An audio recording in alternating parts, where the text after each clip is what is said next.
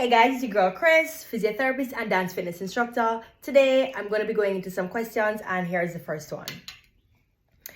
Hey Chris, I hope I do learn how to make my waist flexible. When I try, it is more of my waist shaking and not my Alright, now first things first, let's address the waistline. So your waistline is pretty much the area below your rib cage and right above your hips, right? So in order to make that flexible, you need to do some static stretches, meaning you're going to be holding those stretches for at least 20 to 30 seconds. If you can tolerate up to 60 seconds, then go ahead, girl, and hold it up for 1 entire minute. So here are some stretches. I'm doing a lateral flexion stretch, and then I'm going to be doing a simple child's pose.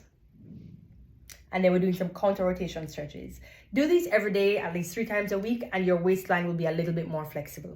So the next thing is, how can I make my booty jiggle and not my entire body? I get this question all the time. Do you have gluteal amnesia? Gluteal amnesia is very common in people who are sedentary. It's very possible to develop what is known as a sleeping butt syndrome. One of the things I'm going to give you to do, lie down on your back, do some buttock squeezes. Literally like you're trying to pick up a sheet with your buttock cheeks, squeeze them together. Can you see it? Squeeze it together and try to activate it for like 50 seconds.